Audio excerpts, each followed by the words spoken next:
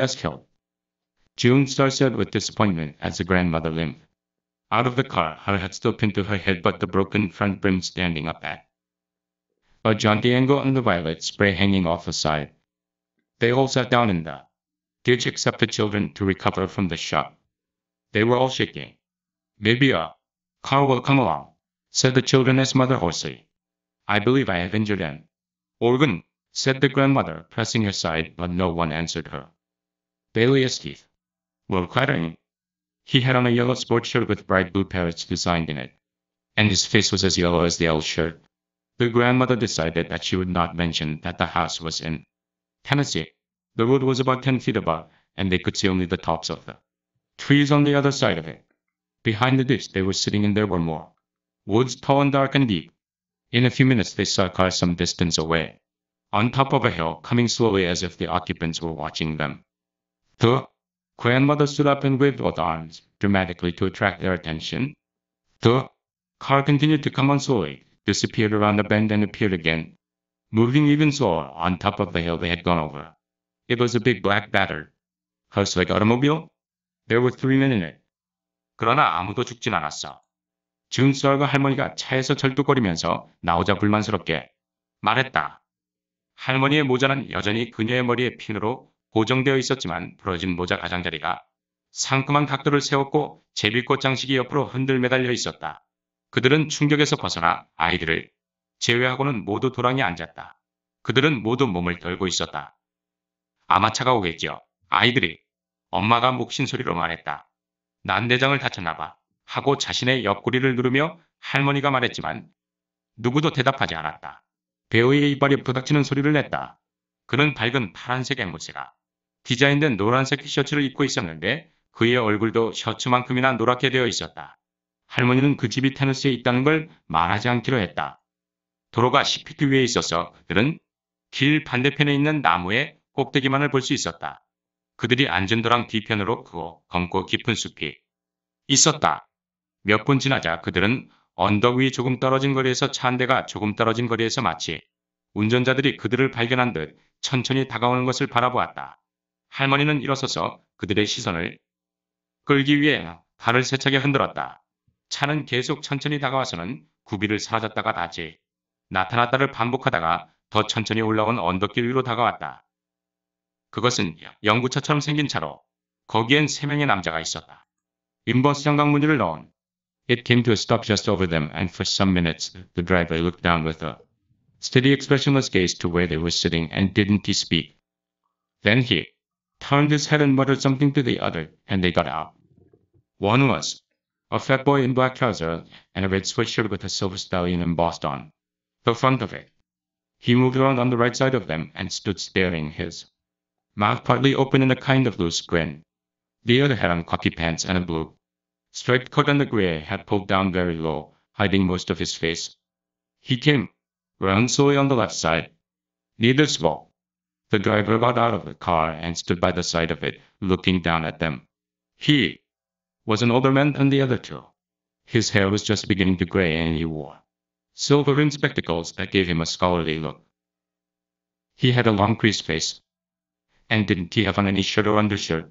He had on blue jeans that were tight for him and was holding a black hat and a gun. The two boys also had guns. We had an accident. The children screamed. 차는 그들에게 다가왔다.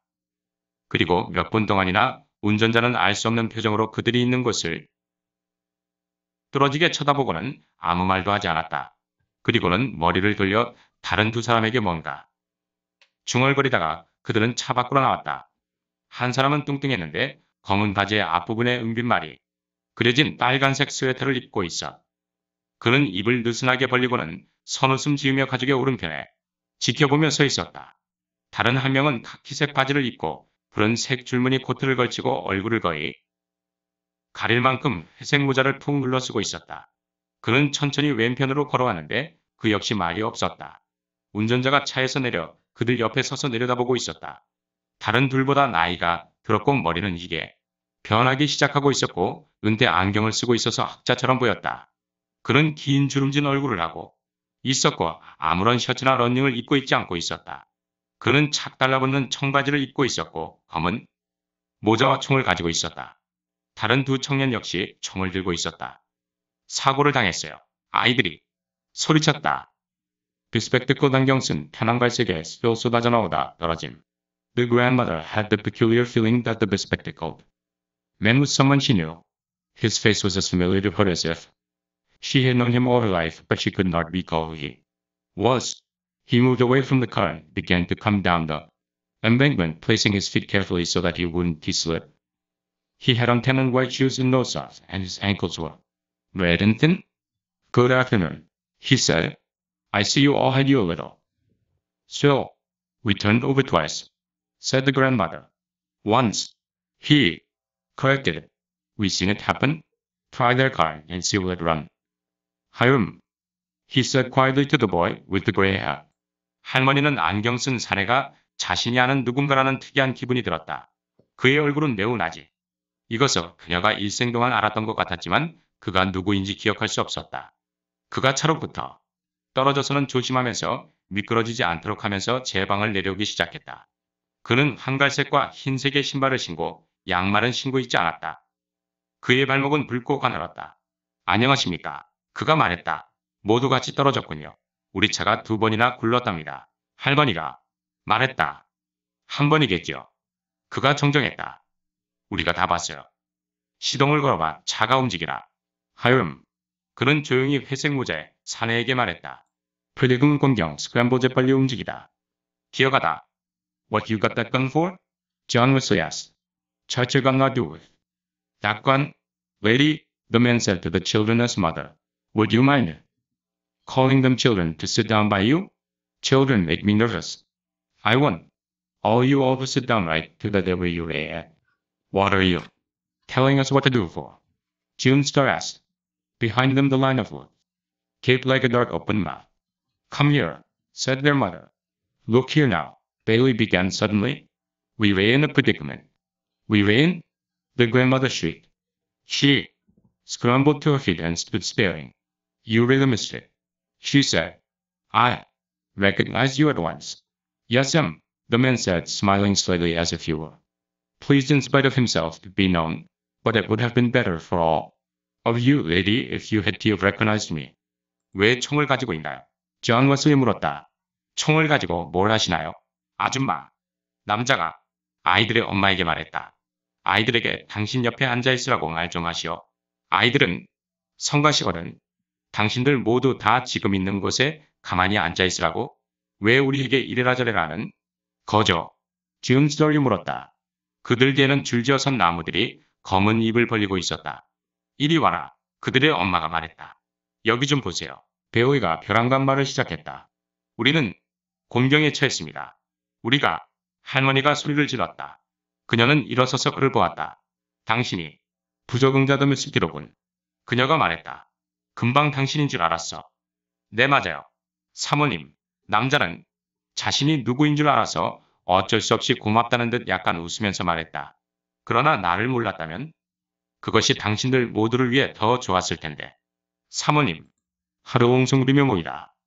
Bailey turned his head sharply and said something to his mother that shocked even the children. The old lady began to cry and the misfit ran. Lady, he said, don't you get upset. Sometimes a man says things he don't mean. I don't reckon he meant to talk to you that way. You wouldn't shoot a lady, would you? The grandmother said and removed a clean handkerchief from her cuff and began to slap at her eyes with it. The misfit pointed the toe of his shoe into the ground and made a little hole and then covered it up again. I would hate to have to, he said. Listen, the grandmother almost screamed. I know you're a good man. You don't look a bit like you have common blood. I know you must come from nice people. Yes, Mom, he said, finest people in the world. When he smiled, he showed a row of strong white teeth. God never made a finer woman than my mother, and my daddy's heart was pure gold, he said. The boy with the red sweatshirt had come around behind them and was standing with his gun at his hip. The misfit squatted down on the ground. Watch them children, Bobby Lee, he said. You know they make me nervous. He looked at the 6 of them. huddled together in front of him, and he seemed to be embarrassed as if he couldn't think of anything to say. Ain't he a cloud in the sky? He remarked, looking up at it. Don't see no sun but don't he?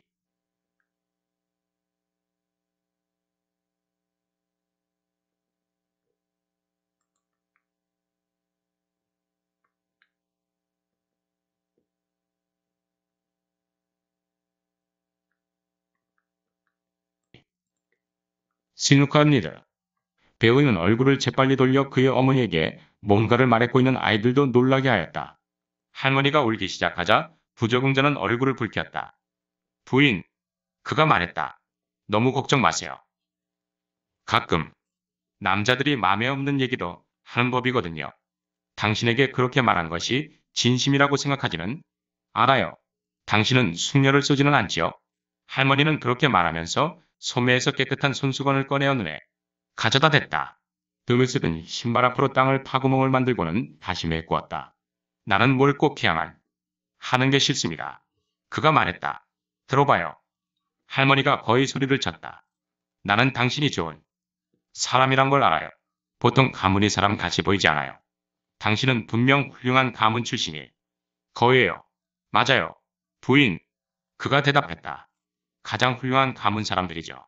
그가 웃을 때 그의 가지런히 하얗고 강한 이가 보였다. 신은 우리 어머니보다 훌륭한 여성을 창조하지 않았고 나의 아버지의 심장은 금처럼 고결합니다. 붉은 스웨터의 사내가 그들 뒤편으로 다가와 엉덩이에 총을 대고는 서 있었다. 드미스는 땅바닥에 웅크렸다. 저 애들 좀 살펴봐, 바빌리. 저 애들이 성가시거든. 그는 그이 앞에 옹성부리고 모여있는 6명을 보면서 할 말이 없다는 듯 난처한 모습을 보였다. 하늘에 구름 한 점 없어. 그가 하늘을 쳐다보며 말했다. 해도 구름도 없군. 밭중의 개머리판 태우별하다, 단언하다, pretty appreciate. Yes, it is a beautiful day, said the grandmother. Listen, she said, you shouldn't call yourself a misfit because I know you're a good man. Her. I can just look at you and tell. Hush. Bailey yelled. Hush. Everybody shut up and let me handle this. He was squatting in the position of a runner about to sprint forward, but he didn't move. I pricked that lady. The misfit said and drew a little circle in the ground with the butt of his gun. It'll take a half hour to fix this here car. Hiram called, looking over the raised hood of it. Well, first you and Bobby Lee get him and that little boy to step over yonder with you, the misfit said, pointing to Bailey and John Wesley. The boys want to ask you something, he said to Bailey. Would you mind stepping back and them who's there with them? 맞아요. 참 좋은 날이에요. 할머니가 말했다. 들어봐요. 당신은 자신을 부적응자라고 부르면 안 돼요. 당신은 원래 마음이 착한 사람들이니까요. 나는 보면 알아요. 조용히 해요. 베일리가 소리 질렀다. 모두 조용히. 내가 이 상황을 처리해보겠어. 그는 곧 뛰쳐나갈 육상선수처럼 웅크렸지만 움직이지는 않았다. 고마운 말씀이십니다. 부인. 드미스티 그렇게 말하고 총의 개머리판으로 땅에 작은 문을 그렸다. 이 차를 수리하려면 한 30분쯤 걸릴 겁니다. 하름이 차의 본네트를 열면서 외쳤다. 자, 먼저 너랑 바빌리가 저자하고 저 작은 꼬마를 저쪽으로 데리고 가. 드미스티 베일리와 존 웨슬리를 가리키며 말했다. 우리 애들이 뭔가 당신에게 요청할 겁니다. 그가 베일리에게 물었다. 저들과 저기 나무들이 있는 곳으로 가주겠소. 카모업 떨어지다 수요 날카로운 소리를 내다. Listen, Bailey began. We lay in a terrible predicament. Nobody realizes what this is. And his voice cracked. His eyes were as blue and intense as the parrots in his shirt. And he remained perfectly still. The grandmother reached up to adjust her hat brim as if she were going to the woods with him, but it came off in her hand. She stood, staring at it, and after a second she let it fall on the ground. Hiram pulled Bailey up by the arm as if he were assisting an old man. John Wesley caught hold of his father's hand and Bobby Lee followed. They went off toward the woods, and just as they reached the dark edge, Bailey turned, and supporting himself against a gray naked pine trunk, he shouted, I'll be back in a minute, Mama, wait on me. Come back this instant. His mother showed, but they all disappeared into the wood. Bailey boy, the grandmother called in a tragic voice. But she found she was looking at the misfit squatting on the ground in front of her. I just know you're a good man, she said desperately. You're not a bit. Come on. 들어봐. 베이가 말했다. 우리는 지금 엄청난 곤란에 처해 있어. 아무도 이 상황을 모르고 있고 그의 목소리는 갈라져 있었다. 그의 양쪽 눈은 그의 셔츠에 그려진 앵무새처럼 파랗고 강렬했고 그는 계속 꼼짝 않고 있었다. 할머니는 숲으로 같이 들어가려는 듯 그녀의 모자 끝을 고쳐 쓰려 하였으나 모자가 손에서 벗어났다. 그녀는 그 모자를 서서 바라보았고 모자는 잠시 후 땅에 떨어졌다. 하염은 베오일 노인을 돕듯이 옆에서 잡아당겼다. 존 웨스는 그의 아버지의 손을 잡았고 바비, 리가디를 따랐다. 그들은 숲을 향해 갔고 그들이 숲의 어두운 가장자리에 막 도착했을 때 베오일은 몸을 돌려 회색에 활벗은 소나무에 기대서 외쳤다. 곧 돌아올 거예요. 엄마 기다리세요. 빨리 돌아오거라. 그의 어머니가 세댄 소리로 외쳤지만 그들 모두는 숲속으로 사라졌다. 베오인의 아들아. 할머니가 애잔한 목소리로 불렀지만 그녀는 그녀 바로 앞에 있는 드미스리 웅크리고 있었다. 나는 당신이 좋은 사람인 걸 알아요.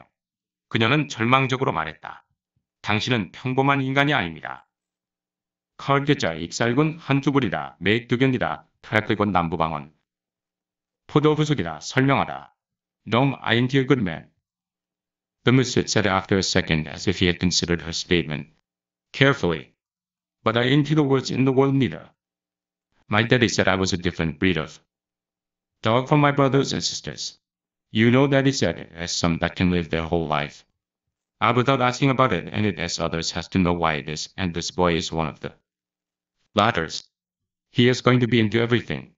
He put on his black hat and looked up suddenly and then away deep into the woods as if he were embarrassed again. I am sorry I don't have a shirt before you ladies, he said, hunching his shoulders slightly. We buried our clothes that we had on when we escaped and we were just making do until we can get better. We borrowed these from some folks we met, he explained. That is perfectly all right, the grandmother said.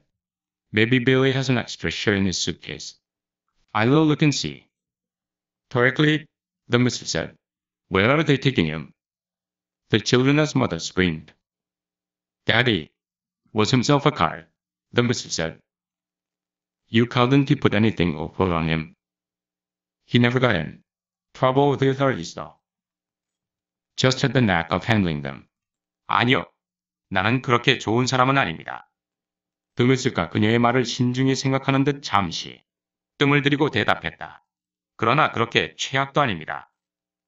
내 아버지가 나는 내 형제 자매들과 구별되는 게 종자라고 했죠. 아버지는 너도 알다시피 이유를 따질 필요 없이 사는 사람이 있고 항상 왜 그런지 따져야 하면서 살아야 하는 사람들이 있는데 이 녀석은 후자 쪽이지. 이 녀석은 무엇을 할지 몰라. 그는 검은 모자를 쓰고는 다시 당황한 듯이 위를 갑자기 그리고 멀리 숲을 보았다. 숙녀분들 앞에서 셔츠를 입고 있지 않아 미안하군요. 그는 그의 어깨를 약간 구부리며 말했다. 우리는 탈출할 때 입었던 옷을 파묻고는 계속 견디다가 조금 형편이 나아진 거요. 이 옷들은 우리가 만났던 몇 친구들에게 빌린 겁니다. 그가 설명했다. 아주 좋아요. 할머니가 말했다. 배우이가 아마 옷가방에 여분의 셔츠가 있을 거예요. 내가 곧 찾아보죠. 드미스리 말했다. 어디로 그를 데리고 간 거죠? 아이들의 엄마가 소리쳤다. 아버지는 정말 익살꾼이었죠. 드미스리 말했다. 아버지를 어떤 것으로 속여 넘길 수도 없었고 당국과 말썽을 피운 적도 없었고 그들을 다루는데 재주가 있었지요. 물거꿈틀 움직이다 편했던 줄교도서 과시무 표정의 유리 같은. You could be honest too if you'd only try, said the grandmother. Think how wonderful it would be to settle down and live a comfortable life and not have to think about somebody chasing you all the time. The misfit kept scratching in the ground with the butt of his gun as if he were thinking about it.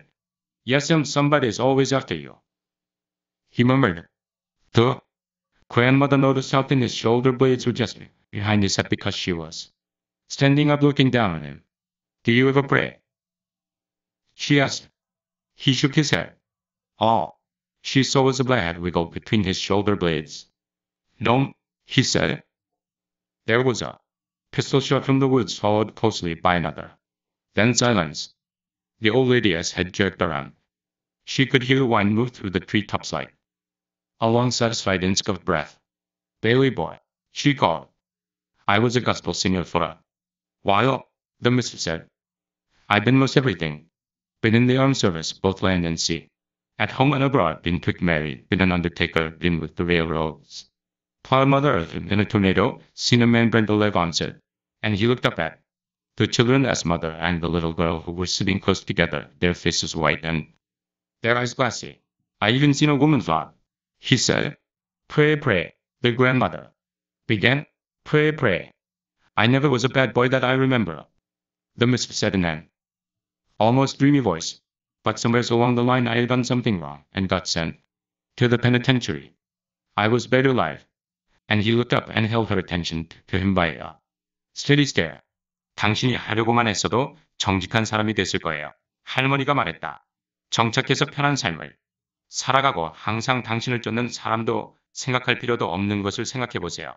The mistress는 마치 그것에 대해 생각하고 있는 듯 개머리판으로 땅을 긋고 있었다. 맞아요. 누군가가 언제나 뒤를 쫓지요.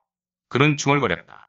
할머니는 서서 그를 내려보고 있었기에 그의 모자 뒤로 보이는 어깨뼈가 얼마나 얇은지가 눈에 띄었다. 기도해 본 적이 있습니까? 그녀가 물었다. 그는 고개를 저었다. 그녀는 어깨뼈 사이에서 검은 모자가 흔들리는 것을 보았다. 그는 아니요 라고 말했다. 숲으로부터 총소리가 연이어 들렸다. 그리고 조용해졌다. 할머니의 머리가 회g 움직였다. 그녀는 긴 만족에 숨을 들이키는 듯 우듬지의 바람 소리를 들었다. 베일리. 얘야. 그녀가 외쳤다. 나는 복음성가 가수였죠. 드미스디 말했다. 나는 모든 일을 해봤어요. 육 해군 모두 근무하며 국내뿐 아니라 해외도 가봤고 결혼도 2번 했었고 장의사도 하고 철도일도 하고 농사도 해봤고 돌풍에 휘말리기도 했었고 한 번은 사람이 산채로 불에 붙은 것도 보았어요. 그리고 그는 서럽고 안고 있는 애엄마와 어린 계집애를 올려다보았다. 그들이 얼굴은 하얗고 눈은 무표정했다. 여자가 채찍질 당하는 것도 보았어요. 기도합시다. 기도해요. 할머니가 말하기 시작했다. 기도합시다. 기도합시다. 내가 기억하기에 전 나쁜 아이는 아니었어요. 드미스리 꿈꾸듯이 이야기했다. 그런데 삶의 어느 시기에 뭔가 잘못을 저질러 교도소로 보내졌어요. 산채로의 매장이었어요. 그는 올려보면서 지속적인 눈길로 그녀의 주의를 끌었다.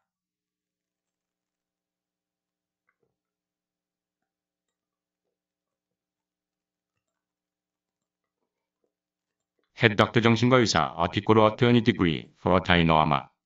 That is when you should have started to pray it. She said, what did you do to get sent to the penitentiary that first time? Turn to the right, it was a wall, the mistress said, looking up again at the cloudless sky. Turn to the left, it was a wall. Look up, it was a ceiling. Look down, it was a floor. I forget what I done, lady. I sat there and sat there, trying to remember what it was I'd done, and I ain't recalled it to this day. Answered in a while, I would think it was coming to me, but it never come. Maybe they put you in by mistake, the old lady said vaguely. No, he said. It was no mistake. They had the papers on me. You must have stolen something, she said. The mistress sneered slightly. Nobody had nothing I wanted, he said. It was a head doctor at the penitentiary said what I had done was kill my daddy, but I know that for a lie. My daddy died in 1919 of the epidemic flu and I never had a thing to do with it. He was buried in the Mount Hopewell Baptist churchyard and you can go there and see for yourself. 그때부터 기도를 시작했어야 했는데 그녀가 말했다. 그때 처음으로 교도소에 보내진 건 무엇을 해서 그런 거죠? 오른쪽으로 돌면 그것은 벽이었어요. 라고 미스 빛은 구름 한 점 없는 하늘을 다시 올려다보며 말했다. 왼쪽으로 돌아도 벽이었어요. 위를 보면 천장이었고 아래를 보면 바닥이었지요. 내가 한 짓은 잊었어요, 부인. 저는 앉아서 제가 무엇을 했는지 기억하려고 노력했는데 지금까지 그것을 기억하지 못했습니다. 가끔 제게 어떤 생각이 떠오를 줄 알았지만 결코 떠오르지 않았습니다. 아마 그들이 실수로 당신을 감옥에 넣은 것 같아요. 라고 노부인이 애매하게 말했다. 아닙니다. 라고 그가 말했다. 틀림없었어요. 그들은 내 서류를 가지고 있었어요. 당신이 무언가를 훔쳤음에 틀림없군요. 라고 그녀가 말했다. 미스 핏은 약간 비웃었다. 아무도 내가 원하는 것을 갖고 있지 않았어요. 라고 그는 말했다.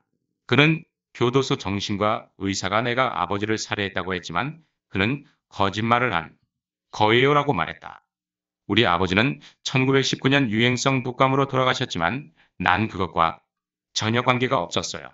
그는 호포일산 침례교회 묘지에 묻혔고 그곳에 가면 직접 볼 수 있어요. 엠보 느긋하게 걷다. If you would pray, the old lady said, Jesus would help you. That is right. The misfit said, Well then, why don't you pray? She asked, trembling with delight suddenly. I don't you want no help? He said, I am doing all right by myself. Bobby Lee and Hiram came ambling back from the woods. Bobby Lee was dragging a yellow shirt with bright blue parrots in it. Damn me that shirt, Bobby Lee, the misfit said. The shirt came flying at him and landed on his shoulder and he put it on. The grandmother couldn't name what the shirt reminded her of. No, lady, the misfit said while he was buttoning it up. I found out the crime done matter.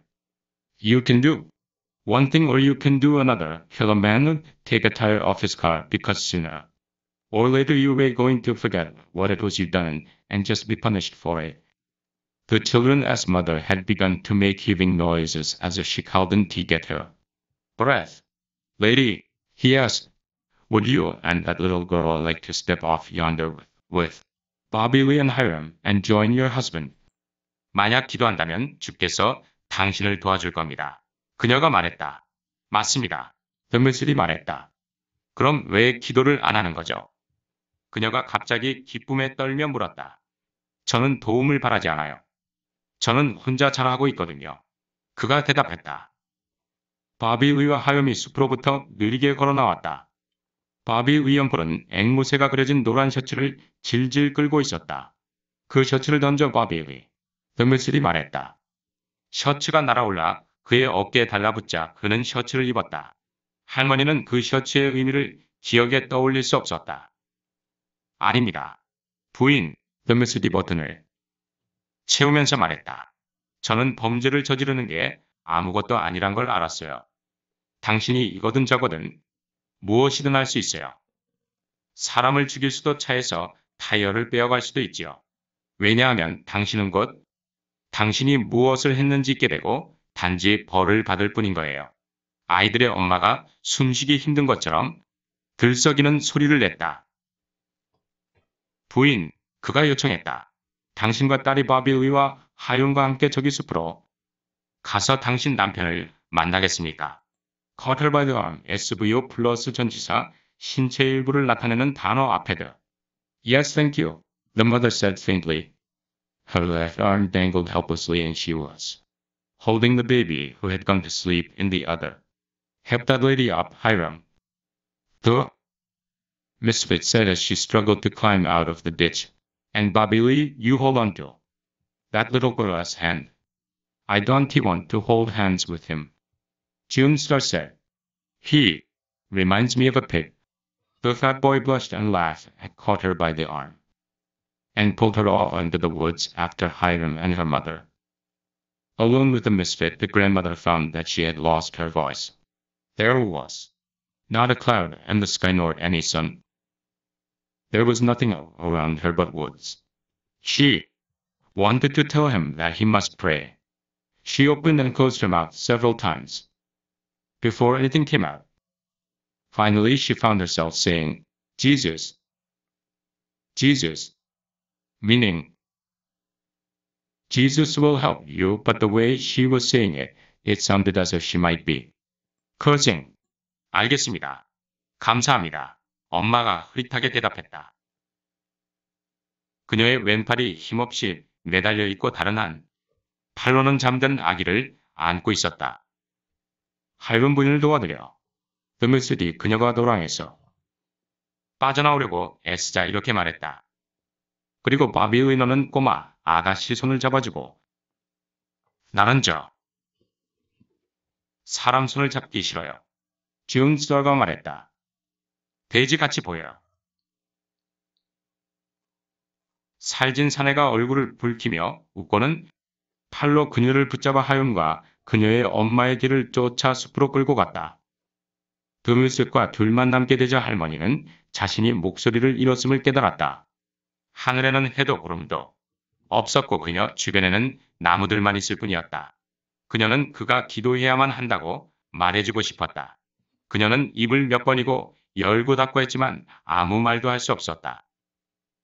마침내 그녀는 입을 열었다. 주가 당신을 도울 것이다 라는 뜻으로 주여 주여 라고 말했지만 그녀가 말한 것이 마치 저주를 하고 있는 것처럼 들렸다. off-balance 흉일은 햅산더미 같이. Yes, the misfit said as if he agreed. Jesus shown everything off balance. It was the same case with him as with me except he had committed any crime and they could prove I had committed one because they had the papers on me. Of course, he said, they never shown me my papers. That is why I signed myself now. I said long ago, you get your signature and sign everything you do and keep a copy of it. Then you'll know what you've done and you can hold up the crime to the punishment and see do they match and in the end you'll have something to prove you ain't been treated right. I call myself a misfit, he said, because I can't make what all I done wrong fit what all I gone through in punishment. There was a piercing scream from the woods followed closely by a pistol report. Does it seem right to you, lady, that one is punished a heap and another ain't punished at all? Jesus! The old lady cried. You've got good blood. I know you wouldn't shoot a lady. I know. You come from nice.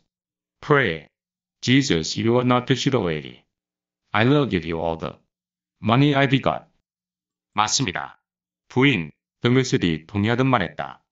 주님은 모든 일에 균형을 깨워주십니다. 내 경우, 그들이 내 서류를 가지고 있었기 때문에 죄를 입증했고 예수는 죄를 짓지 않은 것을 제외하면 나와 예수는 같은 경우인 것입니다. 그는 말했다. 그들은 내게 서류를 보여주지 않았어요. 내가 이제 거기에 사인을 하는 겁니다. 나는 오래전에 말했듯이 당신은 서명을 만들어 가지고 무엇이든 사인을 하고 사인한 것은 복사를 해두는 거예요. 그러면 당신은 당신이 무엇을 했는지 알고 죄의 형벌을 유고하여 나중 그들이 대조하면 나중에 당신이 제대로 대우받지 않았다는 사실을 증명해낼 수 있어요. 나는 나를 부적응자라고 부르는데 그건 내가 잘못한 것과 벌을 받은 것이 일치하지 않아서 그런 것입니다. 숲에서 날카로운 비명이 들렸고 이어서 곧 총소리가 들렸다. 당신에게 누군가는 벌을 잔뜩 받고 다른 사람은 전혀 벌을 받지 않는 것이 옳게 보이죠 부인. 주여. 할머니는 울며 외쳤다. 당신은 좋은 혈통을 갖고 있어요. 당신이 숙녀를 쏘지 않는다는 걸 알고 있어요. 나는 당신이 좋은 집안 출신인 걸 압니다. 주여 당신은 숙녀를 쏴서는 안 됩니다. 내가 가진 돈을 다 줄게요. 버디 시체 스나르릉거리다 오다비고로 오다오 will. Lady, the misfit said, looking beyond her far into the woods. There never was a body that gave the undertaker a tip. There were two more pistol reports and the grandmother raised her head like a parched old turkey hen crying for water and called, Bailey boy, as if her heart would break. Jesus was the only one that ever raised the dead, the misfit continued, and he shouldn't he have done it. He shown everything off balance. If he did what he said, then it has nothing for you to do. But throw away everything and follow him, and if he didn't, then it has nothing for you to do but enjoy the few minutes you got left the best way you can by killing somebody or burning down his house or doing some other meanness to him.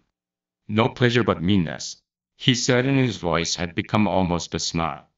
Maybe he didn't erase the dead, the old lady mumbled, not knowing what she was saying and feeling so dizzy that she sank down in the ditch with her legs twisted under her. I was there, so I can't say he didn't. The mistress said, I wished I had have been there, he said, hitting the ground with his fist. It ain't right I was there, because if I had have been there, I would have known. Listen, lady, he said in a high voice. If I had have been there, I would have known and I wouldn't be like I am now. 부인 드메스디 그녀 너머의 숲의 먼 곳을 바라보며 말했다. 시체가 장의사의 팁을 주는 건 없어요. 두 발의 총성이 더 울렸다. 할머니는 늙은 앙컷 칠면조가 물을 찾아오는 듯이 고개를 들어 심장이 끊어질 듯 외쳤다. 베일리, 베일리. 주님은 죽은 자를 부활시키시는 유일한 분이셨지. 더 미스디 말했다. 그러나 그렇게 하지 말았어야 했어. 그분은 모든 일에 균형을 깨어버리셨지. 그가 말한 대로 행한다면 모든 일을 던져버리고 그를 따르는 것 외에 할 게 없어. 하지만 주가가 말한 대로 하지 않았다면 당신은 조금 노력해서 곧 당신이 해낼 수 있는 최선의 것을 하는 것 외에 할 게 없지. 즉 누군가를 죽이고 집을 태우던지 비열한 어떤 짓을 하면서 말이지. 비열하게 하지 않으면 재미가 없어. No pleasure but meanness. 말하는 그의 목소리는 거의 으르렁거림처럼 되었다. 아마 주님은 죽은 사람을 살리지 않았을 것입니다. 할머니가 자신이 무슨 말을 하는지 깨닫지도 못한 채 자신 다리를 꼬아 깔고 안고는 현기증으로 도랑에 주저앉았다. 나는 거기 없었기 때문에 예수가 그렇게 하지 않았다고도 말할 수 없어요. 드미슬이 말했다. 나는 거기 있고 싶었어요. 그는 주먹으로 땅을 때리며 말했다. 내가 거기 없었던 것은 옳지 않아요. 내가 거기 있었다면 나는 알 수 있었을 거고 지금처럼 되지 않았을 거예요. 부인 들어가요. 그는 목청을 높여 말했다.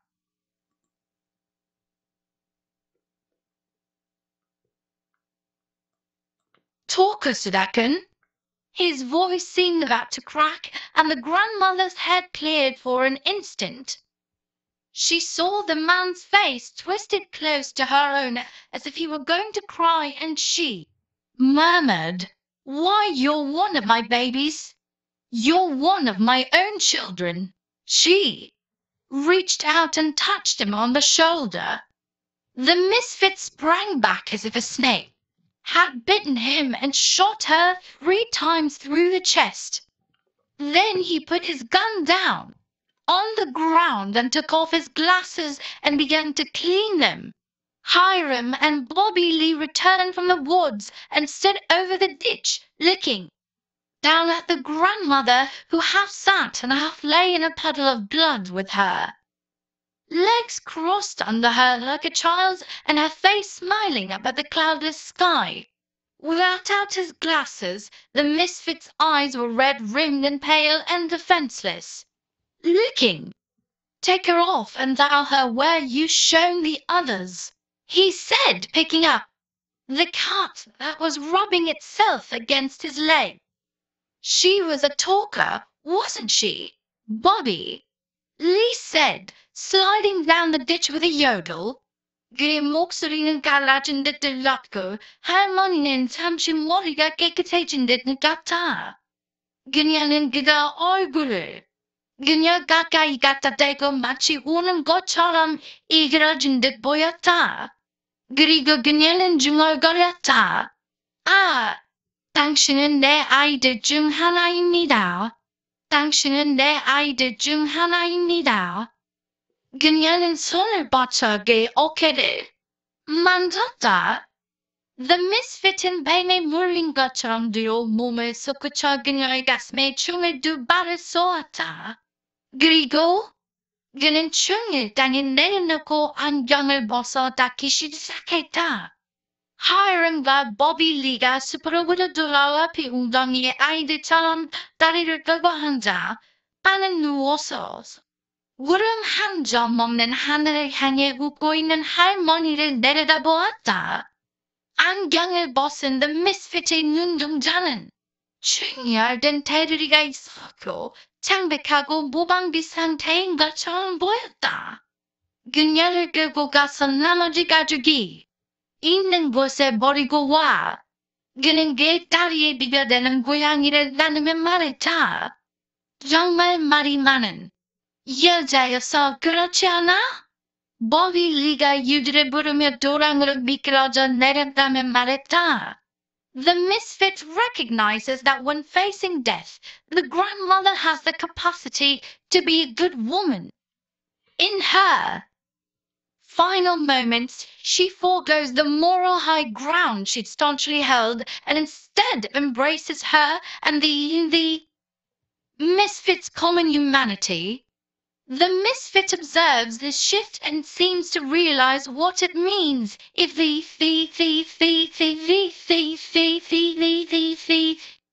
grandmother could have lived her life at gunpoint, so to speak. She could have gained the self-awareness and compassion that she lacked. She would have been a good woman, the misfit said, if it had been somebody there to shoot her every minute of her life. Some fun, Bobby Lee said. Shut up, Bobby Lee, the misfit said. It's no real pleasure in life. 만약 그 여자 인생에 매번 말한 그녀에게 총을 겨누는 사람이 있다면 그 여자는 좋은 사람이 되었을 수 있었는데. The misfit이 말했다. 재밌겠군? 버비 리가 말했다.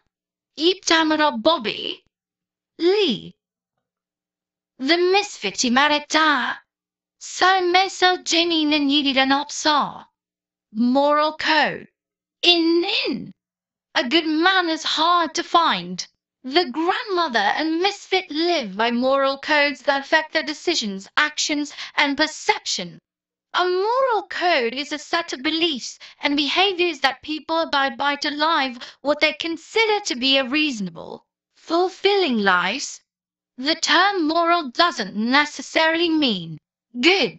It's simply a code of conduct, while the righteousness of a person's morals is entirely subjective. Although at first glance the misfit's code seems to be misguided, it is actually the grandmother's code that proves to be flimsy and inconsistent. The grandmother has built her moral code on the characteristics that she believes make people good. She places great stock in being a lady, for example, which emphasizes appearance over substance. At the same time, she repeatedly deceives her family and lacks even a rudimentary awareness of the world around her. Despite her professed love for Christian piety, she herself is unable to pray when she finds herself in a crisis and even begins to question the power and divinity of Jesus. The misfit, however, adheres to a moral code that remains consistent and strong. From his experiences as a convicted criminal, he believes that the punishment is always disproportionate to the crime and that the crime, in the end, doesn't even really matter. He also harbors a genuine bafflement about religion, whereas the grandmother accepts faith unquestioningly and weakly. The misfit challenges religious beliefs and thinks deeply about how he should follow them or not follow them. He has chosen to live under the assumption that religion is pointless and adheres to his own kind of religion. No pleasure but meanness. His moral code is violent and never wavers, and in the end, his is the one that triumphs. O'Connor and Catholicism. Flannery O'Connor's Catholic upbringing influenced almost all her fiction, often garnering criticism because of her stark, sometimes harsh portrayal of religion. O'Connor's great-grandparents had been some of the first Catholics to live in Milledgeville, Georgia, and her family stood out in the predominantly Protestant South. O'Connor attended parochial school and frequently went to Mass with her family. Although her stories and novels are often violent and macabre, they are rooted in her belief in the mysteries of belief and divinity. Moreover, her characters often face violent or jarring situations that force them into a moment of crisis that awakens or alters their faith. Moments of grace, a Christian idea, are pervasive, such as the grandmother's moment of grace in A Good Man is hard to find. For O'Connor, writing was inextricable from her Christian beliefs, and she believed she wouldn't be able to write were it not for this background. In a lecture about A Good Man is hard to find, in 1943, O'Connor said, "Belief, in my own case anyway, is the engine that makes perception operate." She also attributed her desire to write to her Catholicism, writing once in a letter, "I feel that if I were not a Catholic, I would have no reason to write, no reason to see, no reason ever to feel horrified or even to enjoy anything." The grandmother. The unnamed grandmother in A Good Man is hard to find, considers herself morally superior to others by virtue of her being a lady, and she freely and frequently passes judgment on others. She claims that her conscience is a guiding force in her life, such as when she tells Bailey that her conscience wouldn't allow her to take the children in the same direction as the misfit. She criticizes the children's mother for not traveling to a place that would allow the children to be broad, and she compares the mother's face to a cabbage. She chastises John Wesley for not having more respect for Georgia, his home state. She also takes any opportunity to judge the lack of goodness in people in the world today. During all this, she proudly wears her carefully selected dress and hat, certain that being a lady is the most important virtue of all, one that she alone harbors. The grandmother never turns her critical eye on herself to inspect her own hypocrisy, dishonesty, and selfishness. For example, the conscience the grandmother invokes at the beginning of the story is conveniently silent when she sneaks Pitti Singh into the car, lies to the children about the secret panel, and opts not to reveal that she made a mistake about the location of the house. When the misfit systematically murders the family, the grandmother never once begs him to spare her children or grandchildren. She does, however, plead for her own life because she can't imagine the misfit wanting to kill a lady.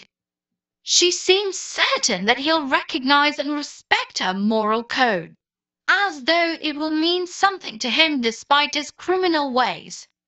She tries to draw him into her world by assuring him that he's a good man, but even though he agrees with her assessment of him, he doesn't see this as a reason to spare her.